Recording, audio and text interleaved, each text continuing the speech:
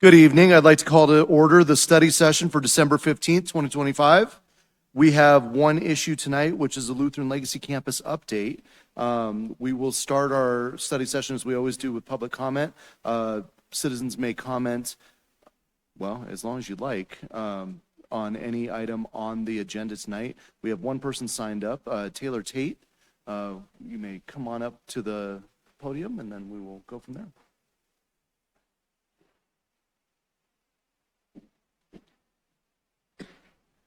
Hi, Council and Mayor.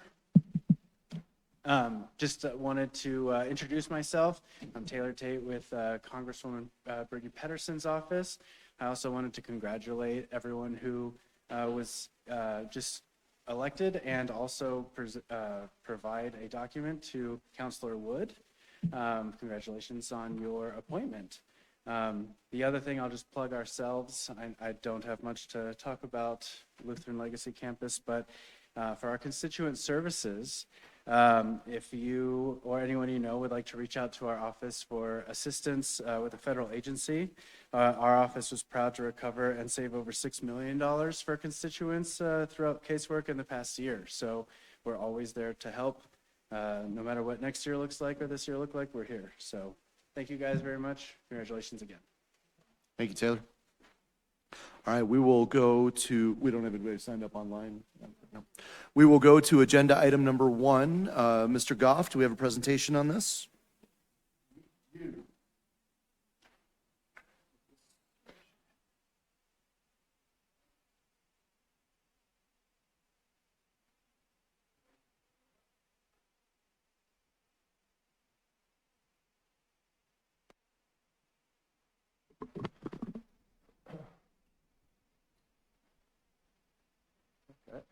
You gonna advance for me? I don't know, does the remote work?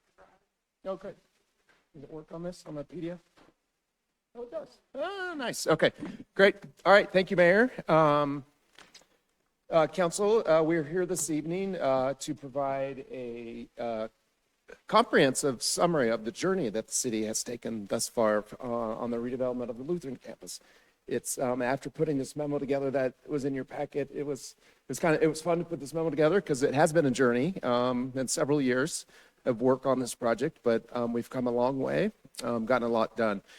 With 4 new council members this evening, we thought it would be appropriate to start kind of from the very beginning of this project and give a brief summary of all the the milestones that we've accomplished, then also talk about what's coming up. And then we have E5X and their team here. We'll introduce them here in a bit. And they have a presentation as well this evening to talk about where they're at from their perspective. They're the brand new owner as of last week of the property. So things are moving. So next slide. Thanks, Lauren. So SCL Health purchased 26 acres in 2018. So it goes back that far at the Clear Creek Crossing development to build a new state-of-the-art hospital. As you all know, the previous Lutheran Hospital been around for many, many years, over 100 years, and was kind of obsolete. So they were excited to find some new property to build a new hospital. Shortly after they purchased this property, SCL merged with Intermountain Health. So that kind of happened during this whole time. They merged in 2022. So now it's Intermountain Health Lutheran Hospital. The new hospital did open August 2024, I believe August 3rd, if I remember. It's a Saturday, all in one day. They moved everybody over. But also in the meantime, before they moved, SCL was preparing to market the Legacy Campus, is what we're calling it, for sale in 2020. But the city, specifically Lauren, put some brakes on that and asked them to pause until we could complete a master plan for the site. We didn't, well, I'll let Lauren go to the next slide and she can explain why we chose that path.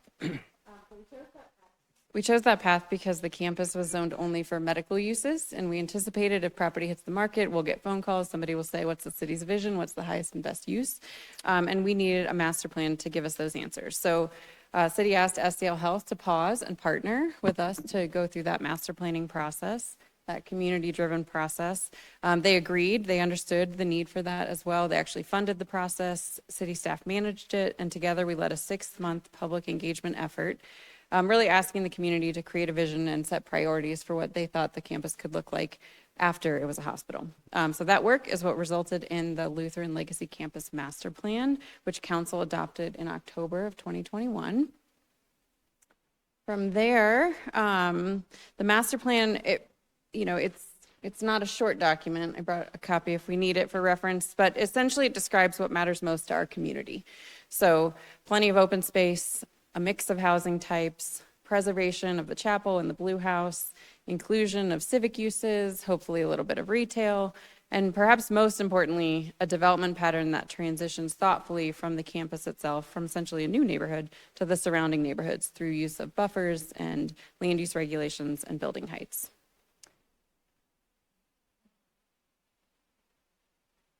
So once the vision was adopted, we translated that into zoning rules and regulations. And we brought at one point to a study session, we literally highlighted every sentence in the master plan that could be translated into an enforceable standard. So for example, open space goals became the requirement that 20% of the site be public open space. And neighborhood compatibility aspirations became low density perimeter overlays with specific height and use and setback limits. And preservation goals became requirements to retain and tell us the reuse for the chapel and the Blue House. And tree preservation actually became a new approach in our code, a campus-specific tree protection and replacement policy. Luckily, because the plan is detailed, the zoning is detailed too. And so the result was essentially a 50-page ordinance that was adopted in early 2025 and applied to the site through a rezoning in April of this year. Building height is typically regulated through zoning, and in Wheat Ridge, it's also embedded in our charter, as you know. And so that means that Wheat Ridge voters had a really direct and meaningful role in shaping the height standards for the Legacy campus. You'll recall that the 2024 ballot included a charter amendment. It was informed by the master plan and public engagement. That the charter amendment limited building heights to 5 stories in the middle of the campus and to 2.5 stories along the perimeter. Those limits were essentially created as a part of an important trade-off, allowing density in the middle, internally, to protect adjacent neighborhoods and also to create the land that we wanted to achieve our open space goals. And that approach was understood and approved by 67% of voters just over a year ago. Thanks, Lauren. So after the master planning process was complete, Intermountain did market the Legacy campus for sale. 10 proposals were received and narrowed down to 3. The city staff was able to interview the 3 finalists, and we provided, I think it was Lauren and I, provided feedback to Intermountain. E5X, again, who's here this evening, was eventually chosen, and they closed just this last week. So, right, last week? Yes, so they're the official new owners. So good timing here this evening. The redevelopment of the Legacy campus will necessitate significant public and private capital infrastructure improvements. The master plan recommended the creation of both a metropolitan district and also an urban renewal area and plan as funding strategies and financing tools to help with that. Intermountain submitted a service plan. They were the applicant at the time to the city for the creation of the Legacy Metropolitan District.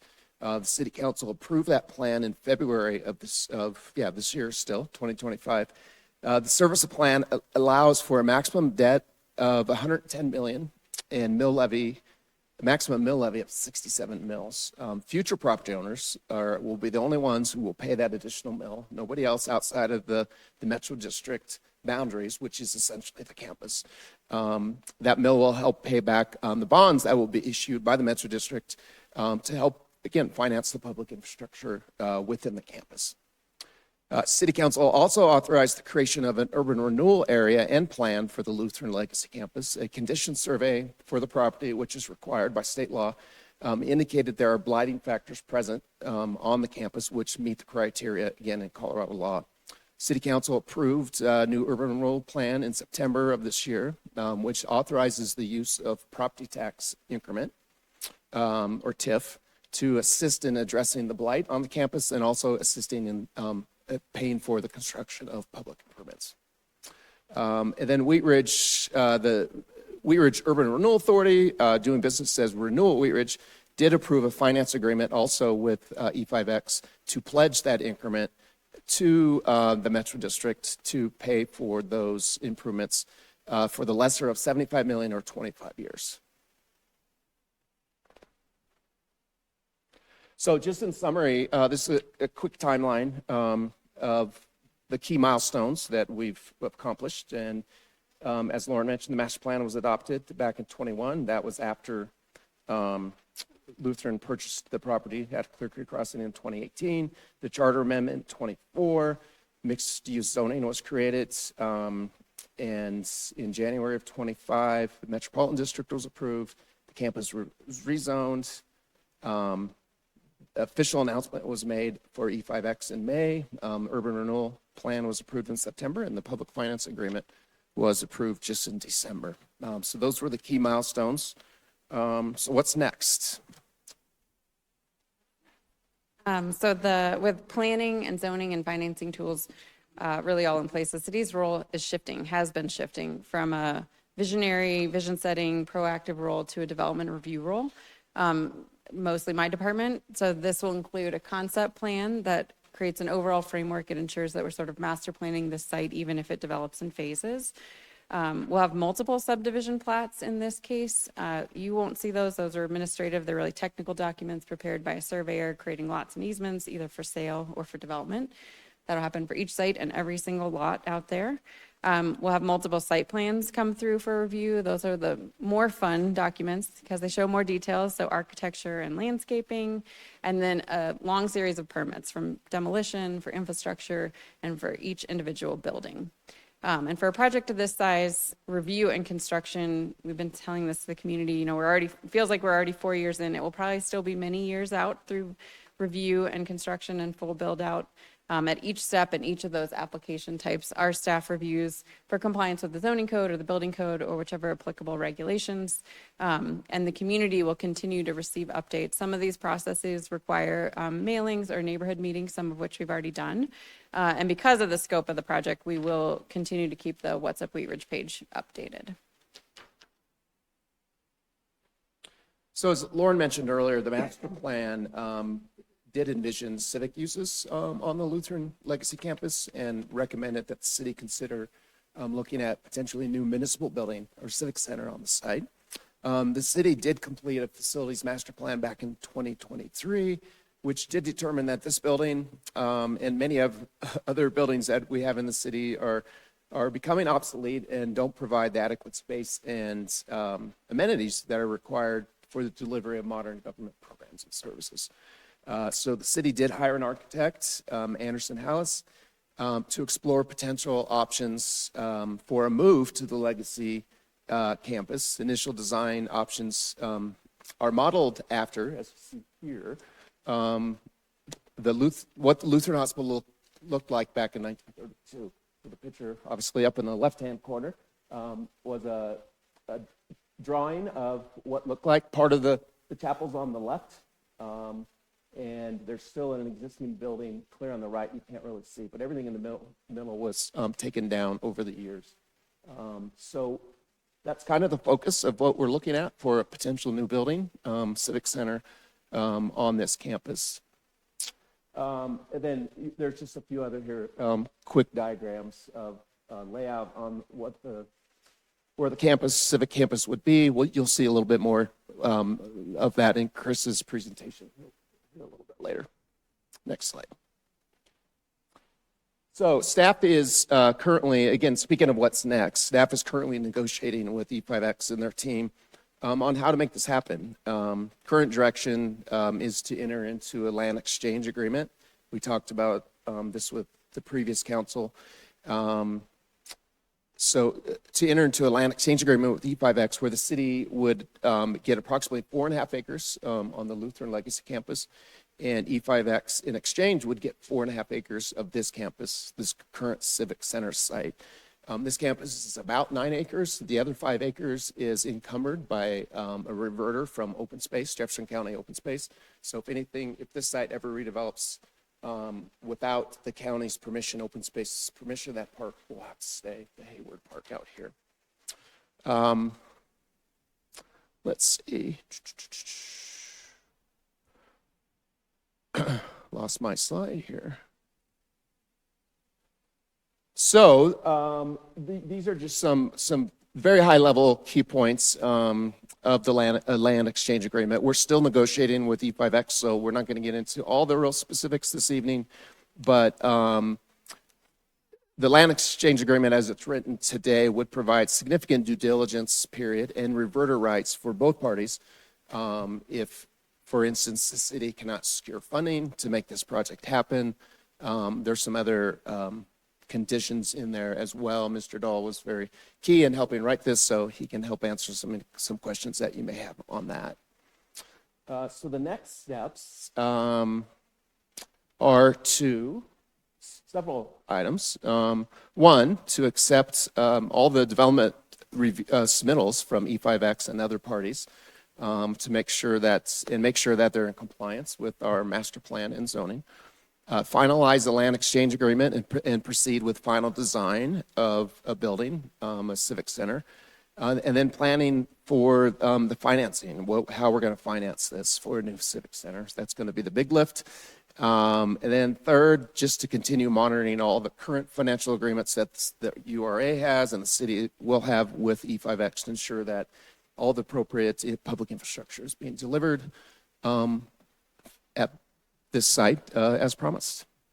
So with that was a very quick overview of the last several years since 2018, but now I want to turn it over to Chris Elliott with E5X to introduce himself. Many of you met him, but some of you are new, and he has a quick presentation as well to talk about updates from the perspective of the owner. Thank you, Patrick. Chris Elliott. We've obviously, thank you. We've had an opportunity to meet most of you, and we really prize the opportunity to get to know you, and we look forward to getting to know the rest of you soon as well. This is a dynamic city. I don't want to puff up for Patrick and Lauren, but they're probably one of the best staff that exists in the Denver metro area, and we deal with a lot of them. And I can't tell you how great they've been to work with, how practical and interested in making a deal work as they have. So you should be very proud of them and the staff that works for them.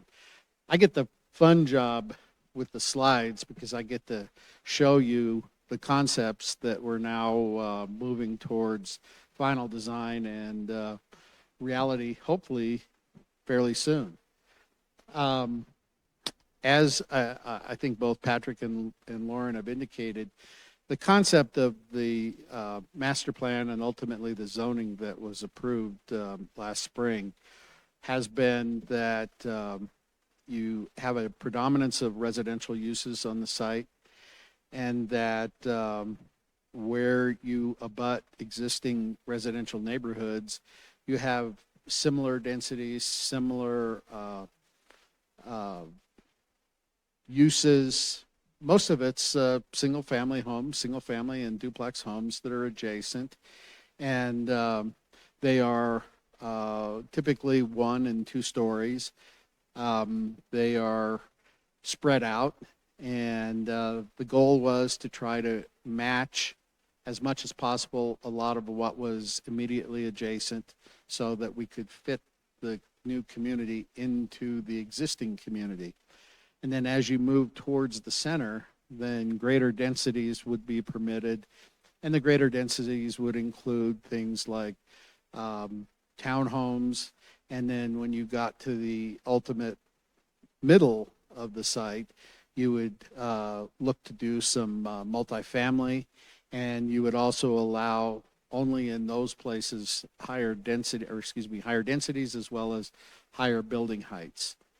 And then as you move from south to north, it gets more intense as you move from the south area to the north area.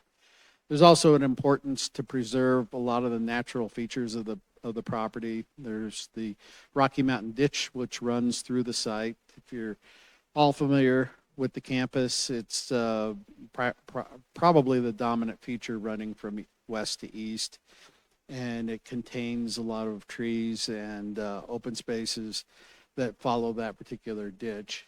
And then the campus is really divided up amongst a couple of parkways.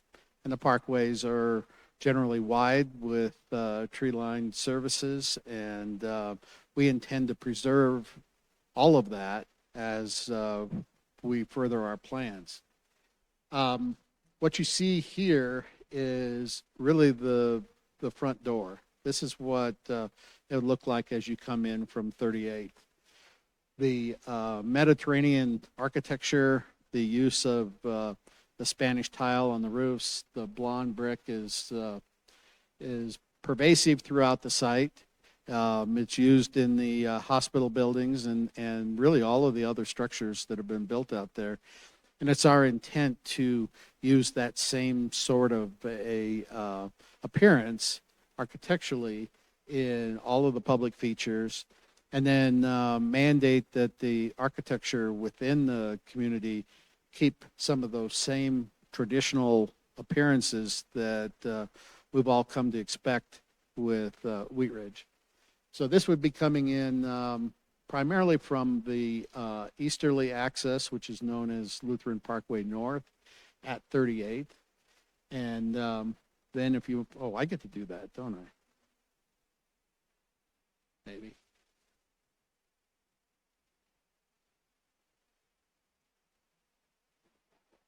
There we go. Here's the plan. Excuse me. And this is the land use plan. It's in essence what I described. The areas along the left and right side are the areas that abut the existing community, and that's where the lower densities will be located. Single-family homes and some duplex will be along the exterior, and then as you move in from there, the colors that are predominantly the lighter purple and the orangish color represent the higher densities. And then with those higher densities will come the taller structures. The area that's in green that cuts diagonally from the left to right is the Rocky Mountain Ditch, and that's going to be our focal point. Up on the top is the location of as Patrick described, the original hospital. And we've looked to emulate that particular appearance and worked with the city's architectural firm to come up with a plan that locates that civic component in the middle. And then to the right of that will be the chapel that exists today, which we will be preserving, and then the other structure, which we've affectionately called the Blue House. And both of those we expect to integrate into a retail commercial kind of a use. And what did I do? Anyway, that'll be the area immediately to the right of that. There we go. On the left-hand side, we anticipate one of hopefully a few structures that will focus on affordability. It will be a building. We're working on a contract with a builder who will do a senior restricted, affordable tower at that location. And we expect to integrate affordable uses throughout the campus. In the middle, you see the three squares, the three outlines. Those represent the existing medical campus. There's 3 medical office buildings that are in those locations. And we're working with the owner of those 3 buildings to either integrate them into our plan or acquire them and develop that property for a higher density residential purpose. One of the other things that we want to accomplish here, and it's hard to see, but along the upper area where the multifamily is, on both sides, there's a grove of trees that are shown there, and we want to honor the Lutheran campus and all it's represented in the last 125 years.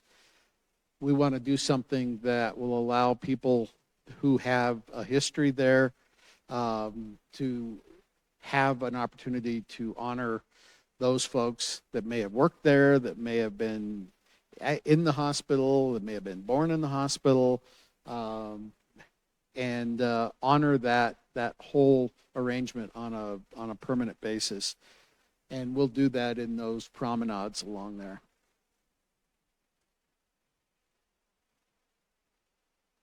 This particular slide is a little bit dated because things have changed a bit, but it generally represents the amount of open space that we will be including.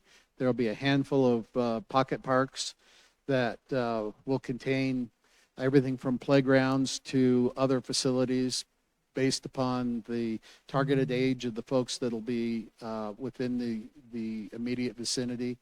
And then connecting it all back up to the civic area. And we'll fix it so that everybody has an opportunity to engage, and we'll invite not only this community but the broader community to participate.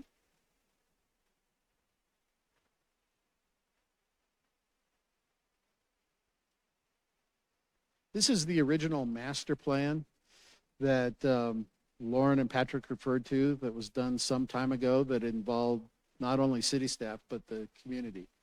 And the plans that I've shown you conform to this particular master plan. This brings us back to the entryway. And this is what it looks like at night. This is how we're going to treat the entryways. And similar sort of treatments will be done on the westerly entry as well as the entry from 32nd.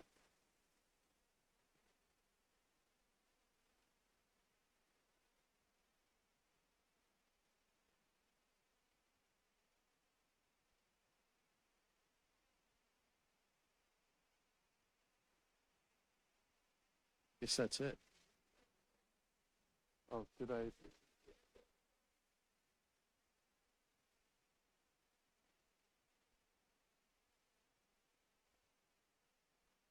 Another view of the walkways and the connections.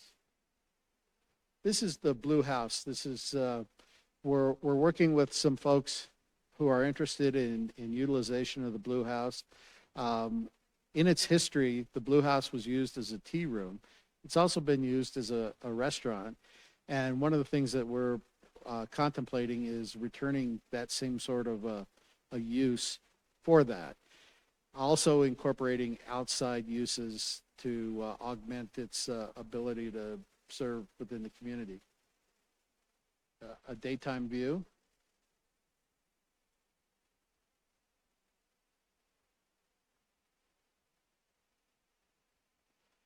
And then one of the things that we want to try and do is create an amenity for the community that is available all year long.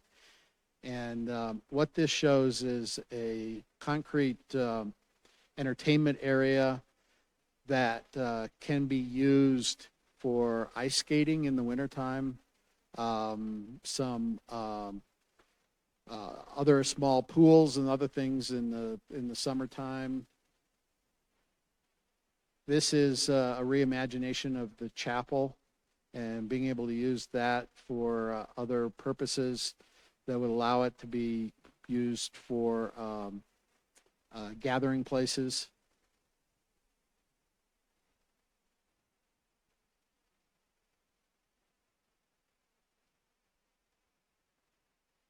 And then you can see the pop-up fountains and some of the other uses there within that general use area.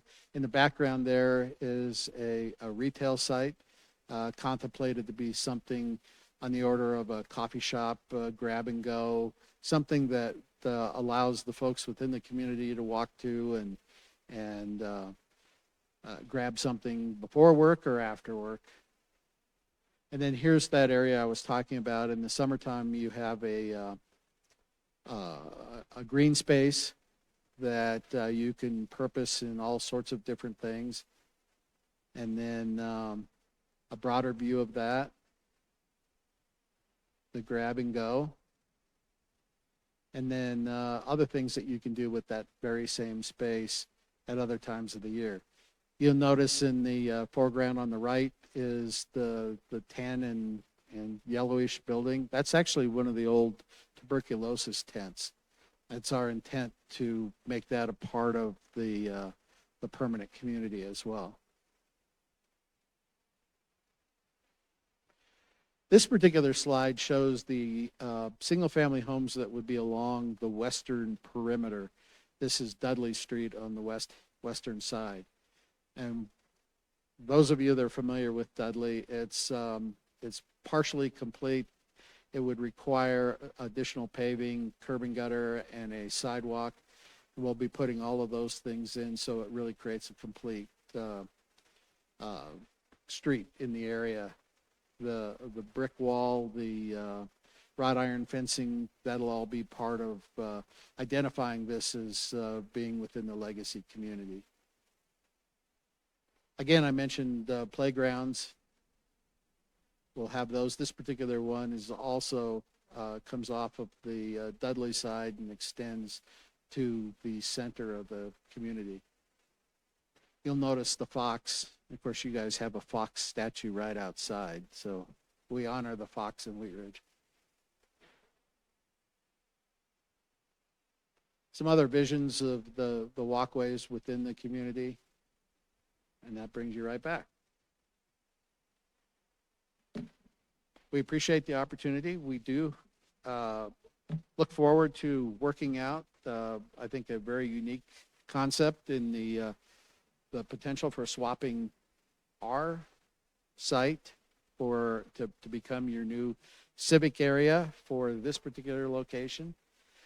We've involved Carolyn White, who is probably the preeminent expert on these kinds of agreements, and we look forward to working with you as we move forward. Thank you, Mr. Elliott. Do we have any questions from council?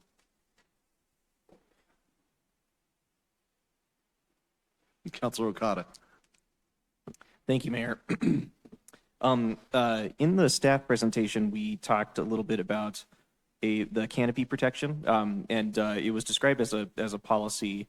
Are the details of that policy available for us to discuss here, or maybe in paper after this meeting? Sure, it's a regulation in the zoning code, so it's one of the provisions in chapter 26. Okay. So it's been crafted, adopted, and applied to the site, but we can certainly at some point describe how it might apply. The owners have done a tree survey, and that will inform, once we know what has to leave or not, what gets retained or replaced. Okay, thank you. I also wanted to ask, are there any updates about the progress that we're making in the potential of the library? This might be a premature question, but I wanted to see if there's any updates there. Not a premature question, frustrating question. We've met with them. Mr. Elliott is also can tell you he's met with them several times, numerous times. I think they're still trying to figure out what their needs are in their district as a whole, and also in Wheat Ridge. We've offered them many, I think, opportunities and options on the campus to fit in, and unfortunately, we just have not gotten a clear answer or response from them. They still are at the table a little bit. We got an email 2 or 3 weeks ago. It's like, hey, we might be interested. Can you fit us in? And I asked them specifically what their needs are now, because again, it's been very unclear on what their needs were space-wise, and we haven't heard back. So, love to have them there, but I think at some point we're going to have to move forward. Okay. And my last question is about the enclosure of the ditch. I think the plan is still to enclose the ditch and have it be kind of open on either end. But I just want to confirm that that's still currently the plan. I heard something somewhere about breaking it up so that there's multiple openings, but it seems like with this plan that currently it's going to have an opening on either end and then be enclosed throughout the campus. Is that right? That's the most likely outcome. So what happens when any development site has a ditch running through it, it's that ditch company that gets to decide, does it get rerouted and stay open, or does it get enclosed?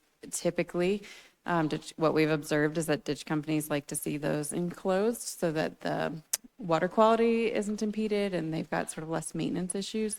So the Rocky Mountain Ditch in this case has made that request, and the alternative that they offered was that we put a 6-foot tall chain link fence on both sides of the ditch, which we thought would undermine the urban design character that we're going for. So yes, that's the most likely outcome here.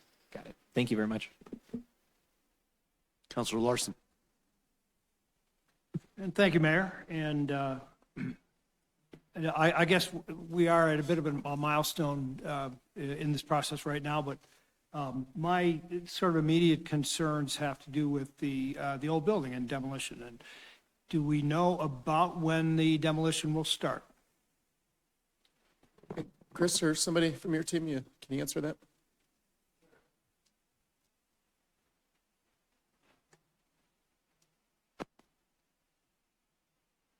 We intend to start demolition with the West Pines facility on the kind of the southeast side, and the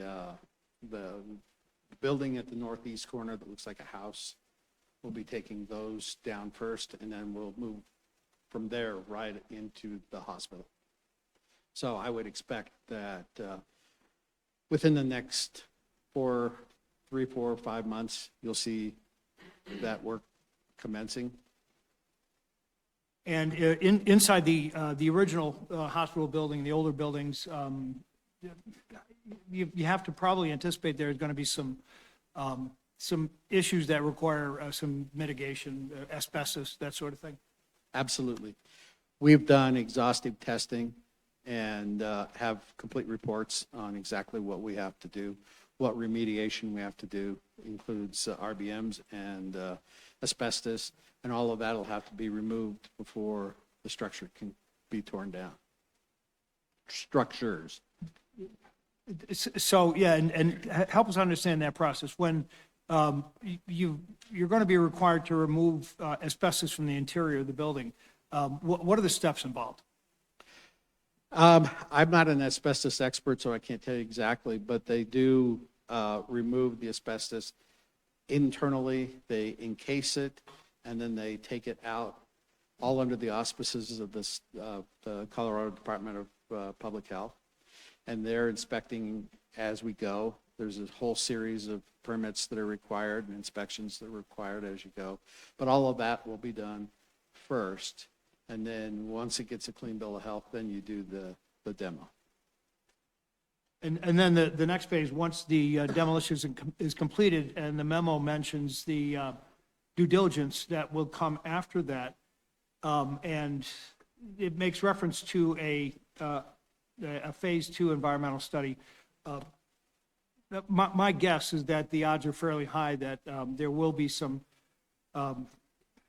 contamination, some liquids or materials underneath the old hospital, because we're talking about a building that's over 100 years old and operated way before some of the environmental controls we have now.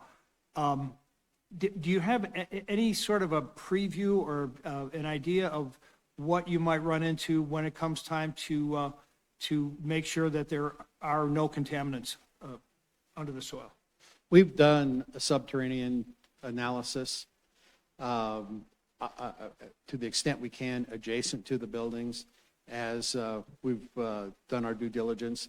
And then as we get into the building, we'll continue to do that under the building. so that we'll have a complete and total record of exactly what's there and what was removed and how it was removed, and a clean bill of health on the property after that.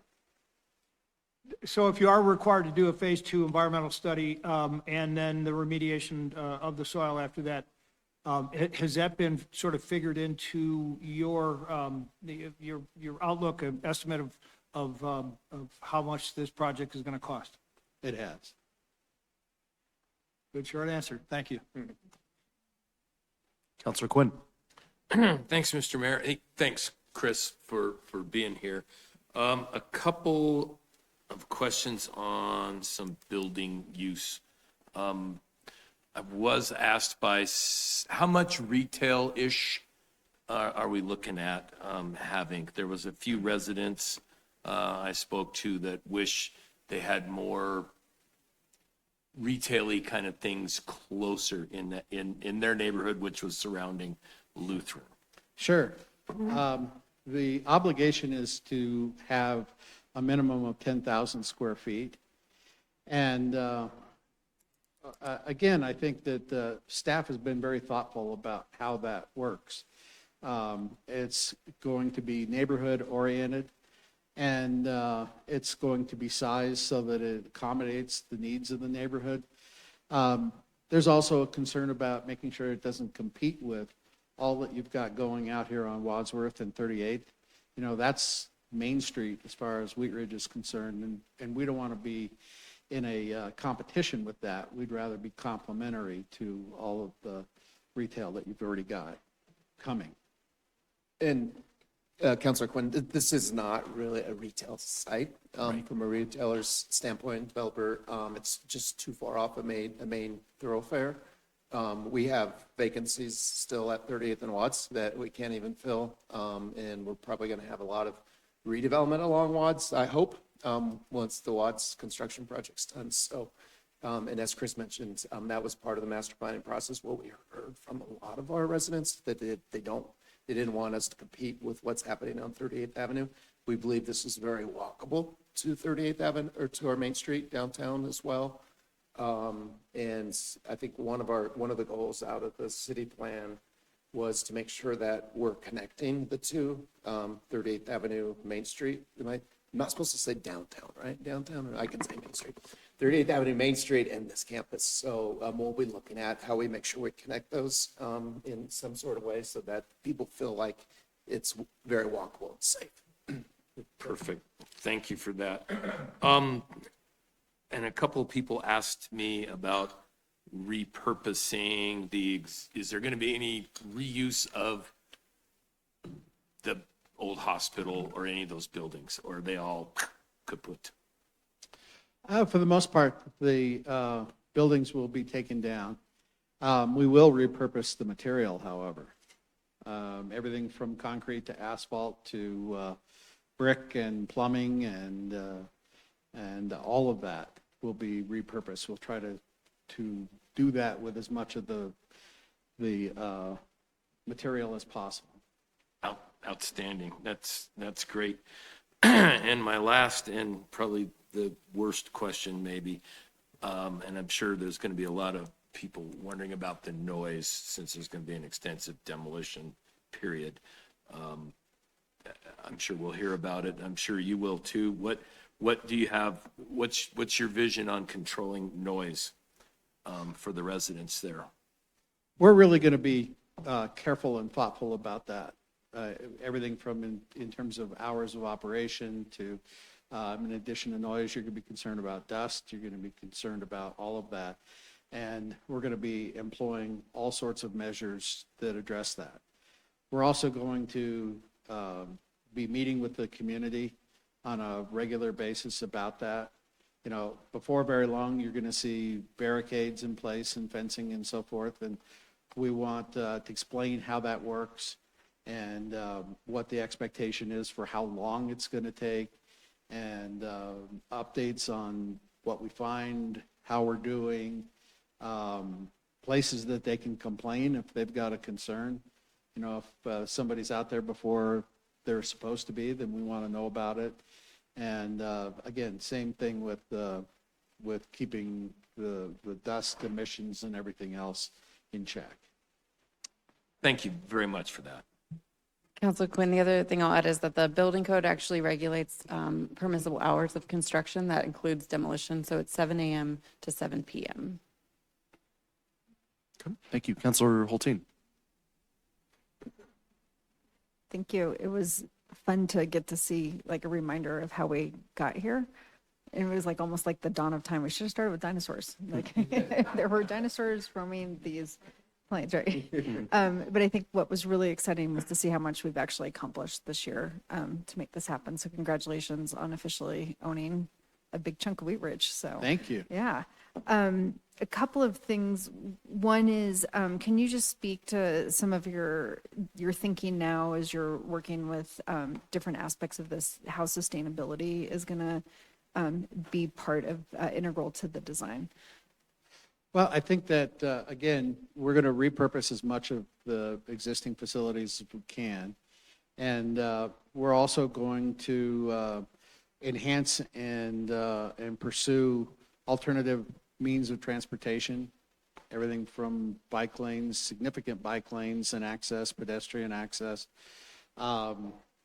to landscaping materials, making sure that we're incorporating landscaping that is water tolerant and is in keeping with the historic use of plant materials in this part of the city, and taking advantage of some other opportunities from gardens to other things that we can do. We've had a lot of conversations with the Wheat Ridge Water District and Denver Water about being water wise, especially in terms of landscaping around the houses and other private spaces, as well as the public spaces. Make sure that we're taking advantage of those opportunities to really make this a 21st century community. Great.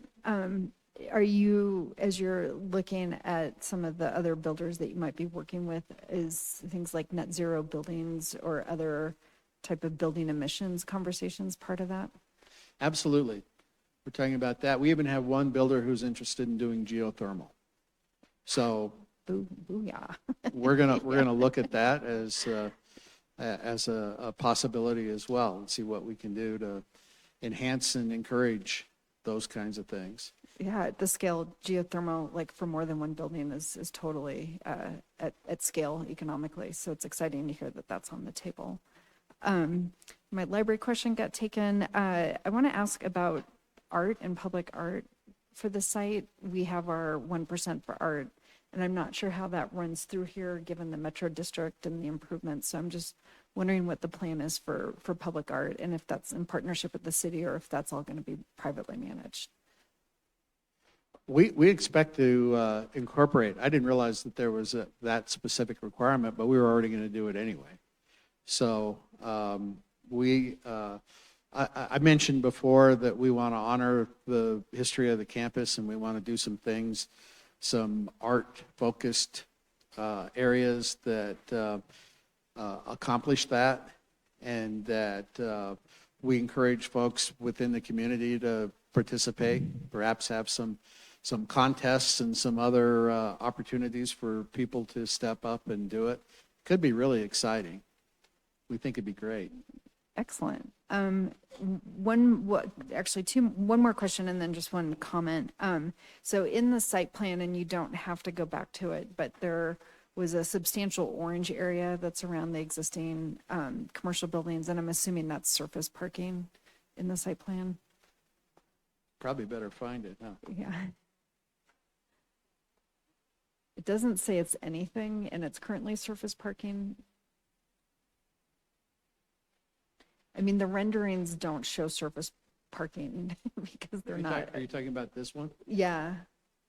It's like a mix of multifamily, but I'm assuming the non-green area, is that a lot of surface parking principally?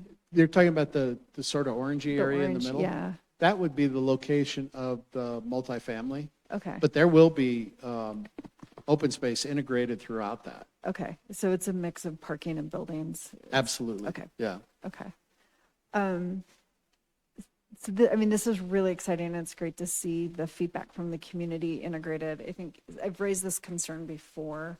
I'm a little bit concerned about the big wall and the monument signage, like creating a barrier between existing neighborhoods and this new development.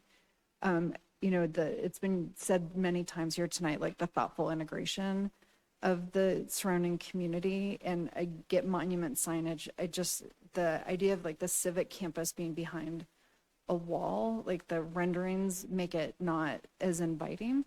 And really, except for Fireside, I don't know of any communities in Wheat Ridge that actually have like a wall that separates them from the neighboring communities. So I would just ask that as this moves forward, we really think about how we maintain a membrane that makes it inviting. We're looking at a lot of really great public spaces, and we've really talked about activating around possible, I love the idea of the Blue House being used for a restaurant, hopefully a library, definitely civic use. And I just worry that a wall does not invite the community in as much. So that's just I rode through that on my way up here. And I think one of the things that I love about Wheat Ridge is that the neighborhoods really do integrate, and you can go from one neighborhood to another. So just really thinking about what that pedestrian experience is like, and how we're really drawing in our existing communities, because it's my district across the street, and they really, I mean, I don't think they want to feel like it's not part of their community as well. So I do love that it's being sensitive with the lawn brick, and I do know that like we want it to have an identity. I'm just a little not a huge fan of big walls right now. So that is my one piece of feedback that I'd like to give. Well, I promise we won't put walls all the way around it.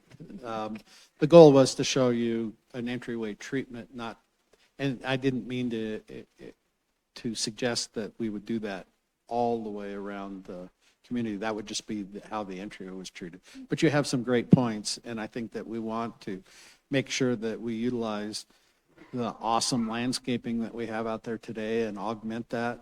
And as Lauren mentioned, there is the tree requirements that we have. We have to meet at least what is there or exceed that in terms of caliper inches and so forth. And using landscaping can achieve a lot of that all by itself. So Great. Well, thanks for all your thoughtful work on this. Looking forward to seeing the first buildings coming down. thank you. Thank you. Councilor Martell. Thank you, Mayor. I had a similar comment regarding the wall at the entrance. And then one of the other renderings, the pictures of the entryways showed the wall kind of very prominent where it says legacy, but then there was another slide where the wall looked like it was lower. Visually, I really liked that lower wall where it kind of had some separation, but also you could see past it. Similar to Councilor Hulteen, I would really like people traveling on 38th to see our civic center and not have too much of a barrier of that sight line. So I concur with my co-counselor on that. I really liked the presentation around all the amenities near the civic center and near the Blue House. Will some of those types of amenities be in the smaller pockets of open space? I'm thinking about maybe community garden space or an area where dogs could be off leash in some of those smaller pockets of open space. Yeah, that the whole menu of uses is on the table, and we're looking at that. We want to make sure that those are integrated. As I mentioned too, there's some of the future homes that are geared towards certain demographic, and so we want to make sure that we're sensitive to the kinds of uses within the open spaces, park areas, based upon that. But yeah, we're gonna make it part of the whole thing. Great, thank you so much. Thank you. Councilor Snell. Thank you, Mayor, and thank you for this presentation. Just one quick question on the civic area, the summer play, game lawn, and winter ice rink. That, I'm assuming that's like an artificial turf, that area, the little, Correct. yeah. So integrating an ice rink would be I'm already skating there, so I'm just asking. Good. Yeah, no, that's great. I really appreciate it. And I just want to commend you on your thoughtful approach and really listening. I think this is, like we've said, and we all know, this is a huge opportunity for our community.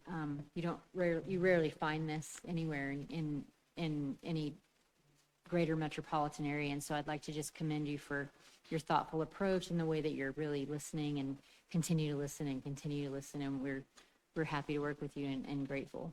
Thank you. Thank you. Any other questions or comments? Counselor Wood. This question may have been already addressed a little bit, but I keep thinking about it because I didn't quite grasp it. And I'm wondering about what I'm trying to get a handle on is the period of time for development that you anticipate and anything that you do know at this point about phasing, because I think that's always a real key in development is what comes first and second. And that may not be known at this point in time. But to the extent that you have thoughts on what might occur or what you might like to occur, or even when we would know more about it, I would be interested in that. Sure. At the present, we have things that we're working on with a handful of home builders that would first devote their energies to doing the perimeter, the housing on the outside, if you will. And then we also have a strong interest in the multifamily portion, which would be just south of the civic site. And I would expect that would come on about the same time as some of those things would. And in terms of that, it's probably going to be a couple of years before you start seeing new things sprout. We have to get through Lauren's process, which she assures us is going to be easy or not terribly hard.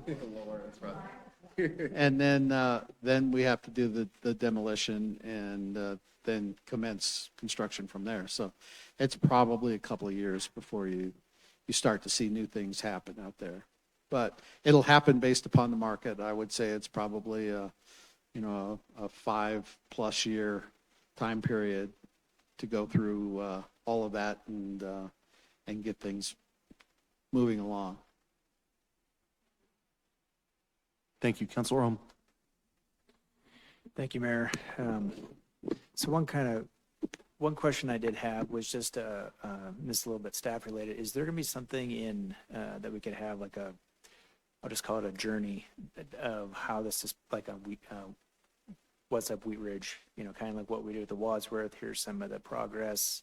I think that would be important to this is, demo's here's a rough idea when this might be happening. But I also think a lot of people would be interested in the journey part of yes, we're going to be demoing them, but we're also going to be reusing some of these bricks. And this is where we're going to be reusing, kind of just telling that story as it's kind of progressing, I think would be very interesting. To pull in support and pull in people, and so they, feel that connection.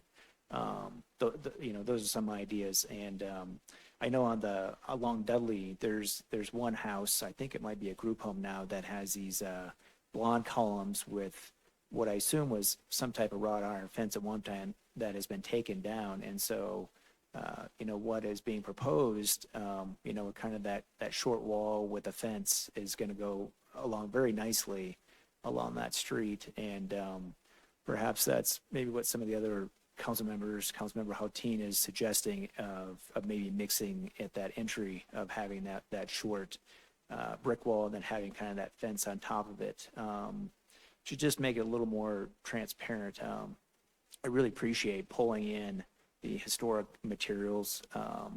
That's, and this is now I'm on my comment streak. I don't know who had the idea for the holiday tree, in the middle. I love that. I love having the potential of the ice rink. Really, looking at the two, keeping the chapel, keeping the Blue House, but also really celebrating those spaces inside and out. I think that's going to be really hugely important and really tie people to, that what we're doing for Wheat Ridge I would love to go out there and be in those spaces once those are built. They're going to be incredible spaces. And just being inside the chapel with all the light, I'm really, really happy that's going on. And then having all these connections with the open space, looking at the two different iterations of where you had this one that had the one diagonal, but now on the later one that's going back into that civic space is kind of you keep tying these open spaces to each other. I think that just is really going to make the project a wonderful project, really interesting. And as we're kind of moving around, I keep looking at different spaces and what they have to offer. And so, you know, you have some playgrounds here, you have some outdoor eateries there. You're really checking a lot of boxes to, you know, try to make this work for everybody. And really appreciate, you know, how far you've come. And I know it's a lot of work. It's a lot of work with, you know, staff, and staff has done a great job of trying to make this, you know, move things forward. I know this is a heavy lift, and it's really big for our community, and it's been a long journey, and I can't wait for it to just, you know, start seeing even it's the demolition, but those are the two big things I'd love to see is like the status, and then just telling us your story over time. I think that'd be really interesting. Thank you. Great idea. Counselor Holteen. Sorry, I want to give some kudos. The more I look at the site, I mean, what a bonkers site to have to work with. I mean, it's got existing buildings, it's got a ditch, it's like irregular size, it's got historic buildings. And so I just really want to recognize first city staff for really stepping in with the process that we did, because I can imagine if we had not done that process, that it would be a really long, drawn out, unclear, really challenging uncertainty process that would not result in something that clearly reflects what our community wants. So I want to first thank staff for like pulling the emergency brake and being like, there's going to be a much better, that foresight is really coming back to us in dividends now. And then I just really want to recognize Chris and your team for taking a regular site that has had a lot of community feedback. Because, I mean, everything the community has said is reflected in here, down to bike lanes and trees. And so I just want to acknowledge like the partnership between city staff, council, our community, even though, you know, it's not what everyone in the community loves, it is definitely reflecting what we've heard from our community. So I just want to take a minute to just, because the more I look at it, I'm like, this site is just, it's bonkers and really challenging. And I just think everyone's done a great job with it. So I just want to take a moment to celebrate that, because it's a lot of hard work, and there's a lot of hard work ahead, but I think the important work's behind. Thank you. Counselor Martell. Thank you, Mayor. This is more a city question. Does the approval of the urban renewal plan make the public art plan a requirement of this project and that public art plan process? The public art plan is separate from the urban renewal plan. We have a separate council adopted public art plan, as I think Councilmember Holteen mentioned, where 1% of it is associated with urban renewal. Any urban renewal project, 1% of the budget goes towards public art. But then we also have a second pot for public art as well, where the 1% of all of the building permit fees, plan review fees. And use tax for any permit valued over $100,000. It's a complicated public art process. We're going to bring it back and probably clean it up, hopefully. But That yes, would be great. But yes, it's I connected chaired to the urban Cultural Commission for 3 years, and I don't understand. I So know. I get it. Yeah. My real question is, will there be one of those public art committees Yes. formed for this? Yes, definitely. Fantastic. I'm super excited. Thank you. Counselor Okada. Thank you, Mayor. In the interest of keeping the questions at the table and not mulling it over too late into my life, but the library, I want to dig just a layer deeper. And it's maybe an unfair question because it would be asking guys to kind of like speak on behalf of the interests of the library district. But do we know what, for a layperson like me, seeing the library on there in the initial drawings was super exciting. It felt like a slam dunk. But I'm sure that there's some reasonable reasons why the library district is hesitating. Yeah, it was kind of all over the place. I feel bad talking about them. They're not being here, but Not much clear direction from them. It was frustrating. And we did picture them in a wing of part of the city that connected to the municipal center, connected to the chapel. They had a lot of reasons why it wouldn't work for them. Parking, distance, they have a unique business model today where they have drive-through, where a lot of drop-off books. So Lauren, looks like you may want to add to this. We're still waiting for some clear direction from them on what they need today in Wheat Ridge so we can see if we can fit it in. I think Chris is still willing to work with them if we can make it work, but we need direction from them.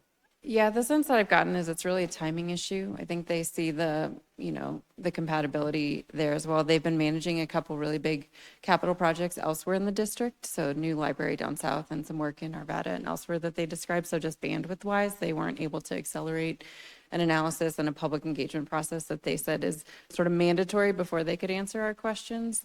I also got the sense that they finance their projects differently than we do. Often without any debt and cash only, and that drives a lot of their capital decisions. That's a board decision that's been, it sounds like, very consistent over several versions of the board, and it's a significant limiting factor. So we got one answer that said maybe 5,000 square feet, and the next time they gave an answer, it was 50,000 square feet. So they're still really trying to figure out, and I think don't have the bandwidth to align their needs with the timeline that we have and that E5X has for the site. So we've toured them, Patrick personally toured them around We multiple brought them sites in in from the Wheat very Ridge. beginning. Yeah. Toured them around numerous sites in Wheat Ridge, and Chris has met with them 3 or 4 Many times. times. Many times. Yeah. So, Thank yeah, you. we're not done. We're Yeah. hoping they'll come back and maybe we can make something work, but we're waiting for them at this point. Super interesting. Thank you very much. Any other questions from council? Council, it looks like there's some recommendations here from the staff.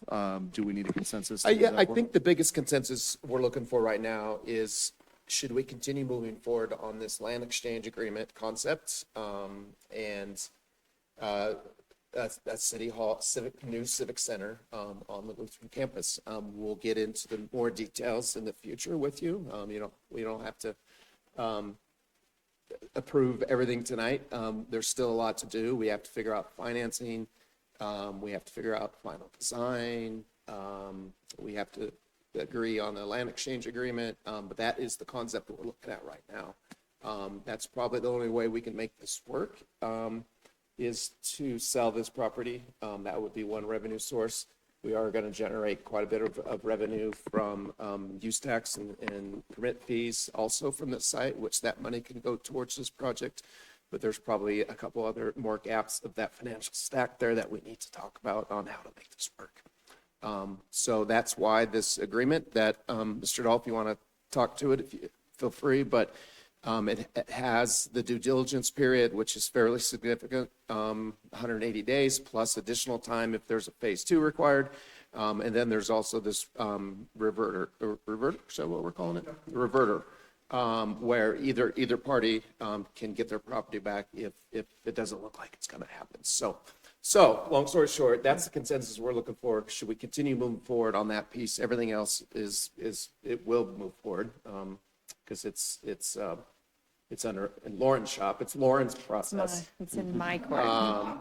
That piece is, we don't need, that's just going to happen. So, And you're not seeing the agreement, so we're not asking you to approve the Yeah, agreement yeah. tonight, but just green light to keep moving forward in good faith in what will become more serious negotiations on all those deal points, which will come back to you. in yeah, more we just got detail. some response back from Chris's team the last few days. So we're going to meet internally and go over those and try to bring back an agreement to you at first of next year. Counselor Snell? Just really quick, how many approximate acres is Hayward Park? Ooh, sorry. Hayward, about 5, I believe. Is that what we saw? It's about 9 total here, and about 5 of it's Hayward, and the rest is city property. Yep, okay, Yep. thank you. Yep. Counselor Hulteen? So in asking for this consensus support, like what, are there costs involved with it, or is it just staff time and Dahl's time? Like, what does the consensus like enable? Yeah, I'm curious, like, why the consensus on it and like what does it actually Yeah, the entail? consensus will mainly at this point direct staff to continue moving forward on hiring an architect to come up with the next level of planning. We'll have to bring that back to you for the cost on that. There will be a cost for that. Consensus to bring back a land exchange agreement in the next couple of months so that we have a framework to move forward on that piece of it. And starting to look at financing options. We are hopefully going to have a retreat potentially for you new council members. Maybe this spring, we've been talking about it, to look at revenue sources for not just this, but as you mentioned, Councilmember Holteen, you would like to look at a dedicated revenue source for capital projects in the future.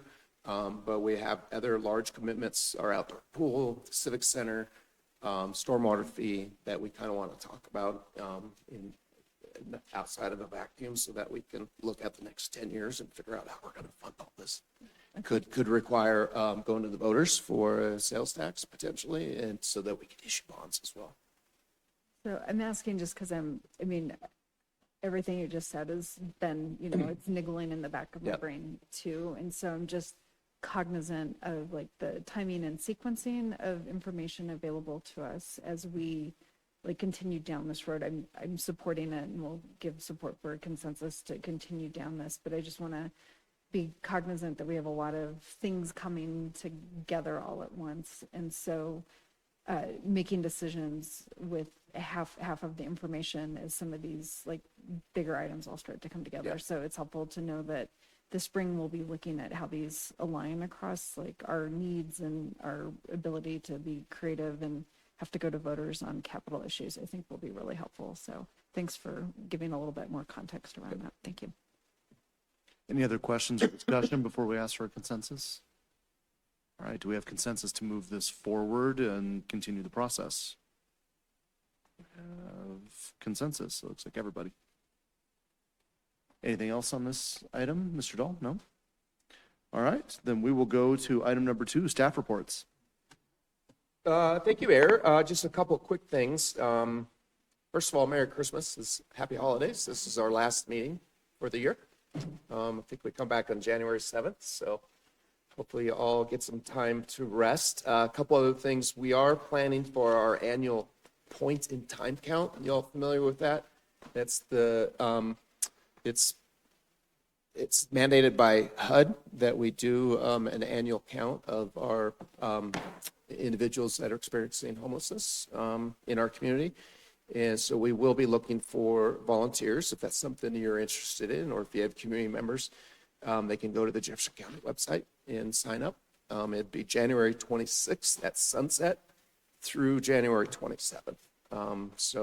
Probably the coldest day of the year seems to be. But if you're any interested in that, we can get you more information. You may have seen some information. There's high winds and elevated temperatures projected for the rest of the week. And Excel is potentially looking at public safety power shutoffs, which could impact Wheat Ridge and surrounding areas. You may have more information if I do. We are meeting tomorrow with our emergency management team and Excel to talk about what this potentially could look like. They're shooting right now for potentially Wednesday, noonish time frame, if things continue to move forward with the wind and heat that's forecasted. So there may be some possibilities that we'll have to close some city facilities if they do cut the power. We don't know. We don't have tons of information right now on timing and how long it would last. And so just a heads up there. We'll keep you up to date as we learn more tomorrow. That's all I got. Thank you, Mr. Goff. We'll go to elected officials reports. Do we have any? Councilor Holteen? Thanks. I feel like I'm talking a lot tonight. So first of all, happy CFIs week. Yeah. Okay, remember I was going to say pop quiz. Who has driven the CFI, Counselor? Yeah. I'm seeing some. Okay, all right. I've done it a couple times. It's intuitive. I think maybe the rest of the construction makes it a little confusing right now. But 38th is open, 44th opens tomorrow. that's my CFI. So anyway, I encourage people, if you haven't given it a try, go ahead and do it. And if you're at all nervous, try it at a time where it's not in the middle of rush hour so that you feel comfortable doing that. I also want to just say happy Hanukkah and also recognize a lot of my neighbors and our community members have really been shaken by the news out of Australia. And this is just a really troubling news. And I know I've talked to a lot of people who are just really shaken by it. So I just want to acknowledge this Hanukkah season has started on a dark and troubling note, but we have neighbors around us celebrating, and I hope they're home and warm tonight. And then I just want to make mention, there's nothing anyone in this room can do, but we have a really mangy coyote in our neighborhood. And all of my neighbors are calling the city about it. There's nothing the city can do. There's really nothing that Colorado Parks and Wildlife can do. So it's really unfortunate. There may be more than one mangy coyote, but there's one in our neighborhood that's really taken a turn lately. Is in just really bad shape. So when you see that, the best thing you can do is kind of spook it out of your neighborhood. But do keep your pets in. If they're out during the daytime, it's because they're not well. So anywho, with that, happy rest of the holidays, and I'm looking forward to getting back at it in early 2026 with y'all. Thank you. Councilor Larson. And thank you, Mayor. And I would very strongly like to repeat the emphasis on this Wednesday. We did get the notice. Everybody should have gotten a phone call from a nice recorded voice at Excel. The city of Wheat Ridge is not typically considered a high fire risk, but as we saw in April of 2024, high winds can cause some serious damage. I know personally the 3-block area around my house at that time was without power for almost 2.5 days. And so be aware of that. If you have neighbors that rely on electrically powered medical devices or anything like that, if your power does go out, knock on their door. That's just being a good neighbor. But again, the issue this Wednesday is the high winds, and they expect them to be pretty high. But they were wrong about the last snowstorm too. So we'll see how accurate they are. The other thing is today, December 15th. I'd like to observe that this is National Bill of Rights Day. The ratification of the 10 amendments to the U.S. Constitution that granted us the freedom of speech, press, religion, and criminal justice. These are so important. They were ratified on this day in, I believe, 1790. Some of the best sites to read more about the significance of the Bill of Rights includes the National Archives, the Bill of Rights Institute, the Library of Congress. As Americans, we owe our freedoms and liberties to this remarkable document. When you have a few minutes, give it a look. Thank you. Anybody else? Councilor Ohm? Thank you, Mayor. First, I just want to thank all my fellow council members. I have a great council, everybody, and great staff, and everybody's been very civil and respectful, and that's something we should really, cherish. There's other municipalities that aren't so lucky, and then even, when I've gone out and done shopping, I had one guy that thought he had cut me off at the cart and apologized, and I just thought like, wow, maybe things are a little bit different, and I really appreciate that, that we're looking out for each other. And so I've just, ask all my constituents, look out for your community. We're going to get some snow eventually, and when there's people that can't shovel, please help out.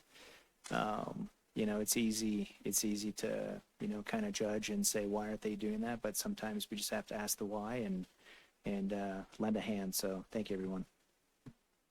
Councilor Quinn. Yeah, thanks, Mr. Mayor. My day job is at Excel. I don't run the power company, so I don't know what's going on. All I do is, we all got the same email. It's going to be windy, apparently very windy, and all of our linemen and gas fitters are gearing up for what could be kind of a rough day with the PSPs and the just if something falls down, putting it all back up. One of the other hats that I happen to wear is I'm appointed to what was the Tri-County Workforce Development Board, and it's the three counties are Jefferson County, Gilpin, and Clear Creek. And they're going through a little rebranding. It's going to be just Workforce Colorado, Jefferson, Gilpin, and Clear Creek. But the board I'm on was awarded what they call a High Performing Board Award from the CDLE. And that's kind of a way bigger deal than I anticipated when I was there Tuesday for the board meeting. 3 of 5 awards from the CDLE for Excellent Business Awards went to our board, and 5 of 9 individual awards went to that board, and so they're doing a lot as far as helping those job seekers and employers connect, and they're offering a lot of services and education for folks looking for work. So that, I'm going to take a Microsoft Excel course because I'm terrible at spreadsheets, believe it or not. And I need to up my game a little bit on all of that. So that workforce board is there for all of our folks. Wheat Ridge was in the report that they gave us that we've got like 7% uptick in work, people going to work in Wheat Ridge. So we're moving forward. Hopefully, this project at Lutheran will get us a few more percentage points on that. I also attended the mayor's first Coffee with the Mayor at Stylus and Crate. Was a great time. And then I also did a little volunteer work with the police department's Christmas Crusade for Kids. I did a couple hours. I did a couple hours of down there stacking whatever people brought into the different rooms, and makes your heart feel good, right, to what Scott had said. So that was my busy week. Thank you, Mr. Mayor. Thank you. Councilor Martell. Thank you, Mayor. I have a couple quick updates. Councilor Snell and I had our first District 1 meeting last week and had a small but really engaged group show up, and we actually had some other council members and the mayor join us for part of our meeting. So we've kicked off our district meeting tour, if you will. We're also going to be doing Tuesday morning coffees starting in January, so we look forward to more opportunities to engage with our district. I do also want to say that I was lucky to attend the Barstool Bingo VIP tent last week as well, and saw some of you there. And I'm just very grateful for our community for the money that was raised through Local Works for the Clear Creek Makerspace. As a captain and volunteer there, I'm very appreciative of those funds and the development and expansion we are on the cusp of doing. And also to highlight Clear Creek Makerspace, I wanted to give a shout out to some of the volunteers there, and just some of the makers have, just as participants, taken it upon themselves to stand up 2 projects that they're working on where they're making toys. With the 3D printers and the laser cutters, they're making toys that the Makerspace is donating some seed money, but they're paying and they're donating their time and assembling toys to donate to some of the toy drives in our community.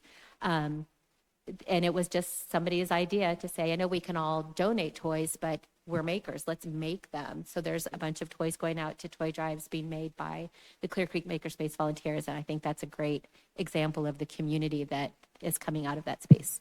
So keep up the good work, Makerspace. Thank you. Anybody else? Councilor Snell.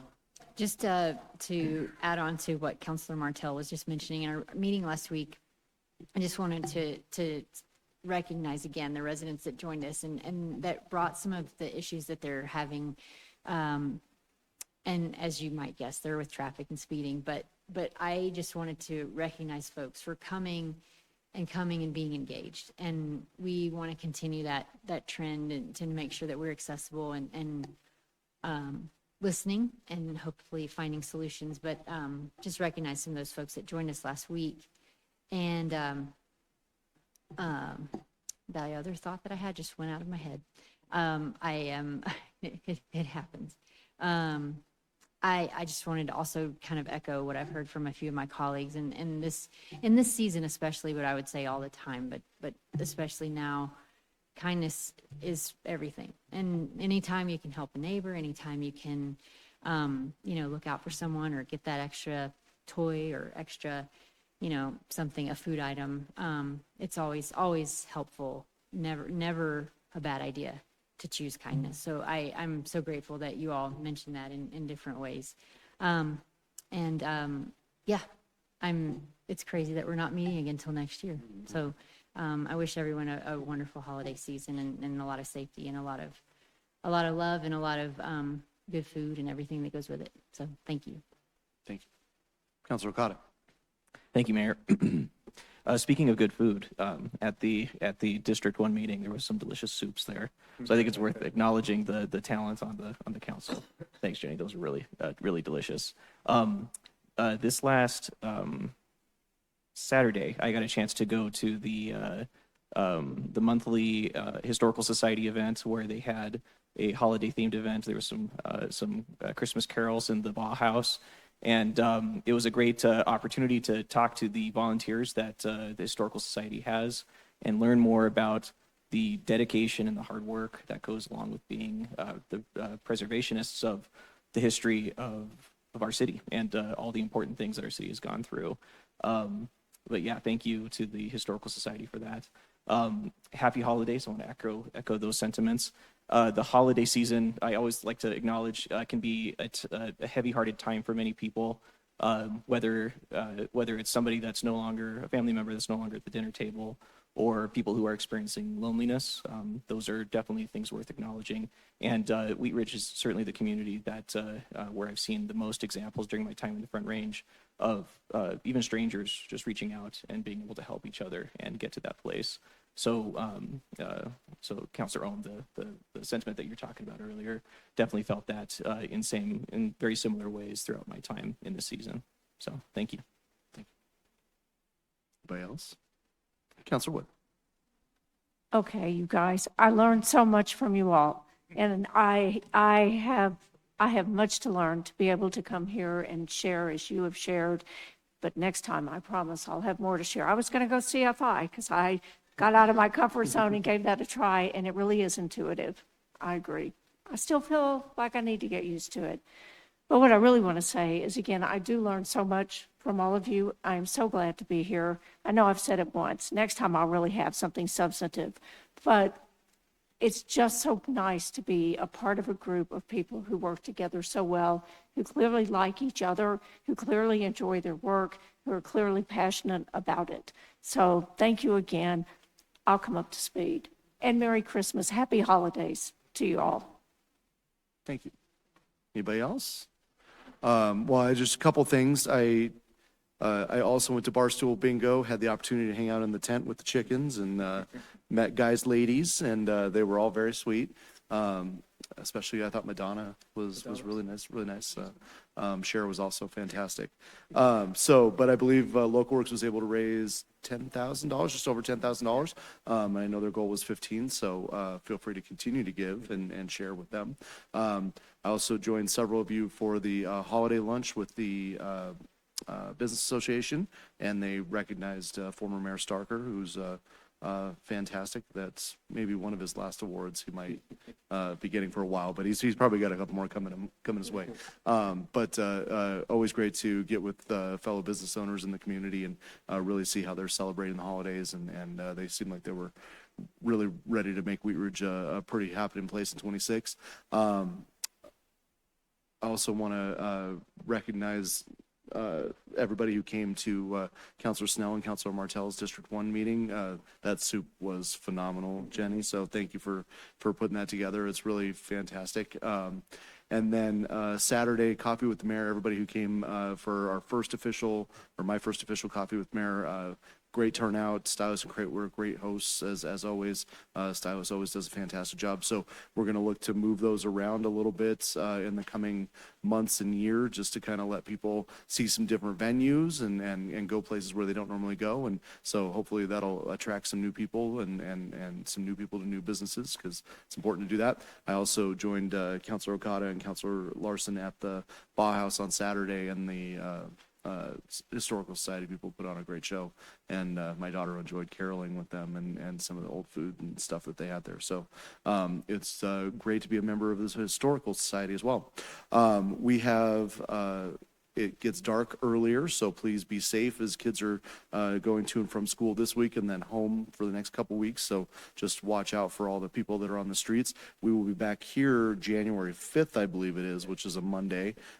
So I think that's a study session. So we have the next 2 Mondays off. So everybody enjoy your holidays.